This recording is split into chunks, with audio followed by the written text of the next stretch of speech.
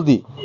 এটা 1910 সালে যখনকার সিএস পর্চা দিছে, 1916 সালে মাঠ পর্চা দিয়ে গেছে সরকার, ব্রিটিশ সরকার, আইয়ুব সরকার, তারা এইটা নদী খনন করে গেছে। এই নদীটা অনেক দূরত্ব ছিল আর অনেক গভীর ছিল, বিরাট বড় বড় নৌকা বান্ধা থাকতো, বরিশালে বড় বড় নৌকা বান্ধা থাকতো। আমরা দেখলাম ইদানিং এই নদীটা কিছুদিন যাবত মানে একবারে বিলীন করে হালাইছে। কত বছর ধরে এই নদীর দখল চলতেছে?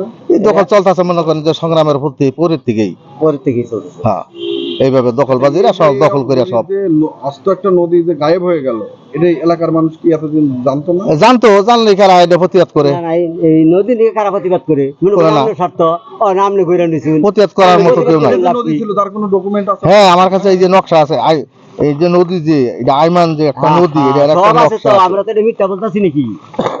না না না, হেরিতে কইতেছি, এটা কি মিথ্যা নাকি? এটা একটা নদী, আইমান নদী। এই যে একটা এটা কিসমত জয়রামপুর দিয়া গেছে। হ্যাঁ, এরপরে এনথনে গেছে আপনার কুড়িপাড়া মৌজা দিয়া, নরকনা মৌজা দিয়া, কেশবপুর মৌজা দিয়া। এই যে, এটা কাশীপুর মৌজা। এটা কেশবপুর মৌজা দিয়ে, এটা কেশবপুর মৌজায় পড়ে গেছে। এই যে দখল হচ্ছে এইটা কোন জায়গায়? হ্যাঁ, এগুলা হ্যাঁ, এটা কিসমত জয়রামপুরের, এটা আর কি নদী, এটা কিসমত জয়রামপুর, এগুলো কাগজের জমি এই পাশে।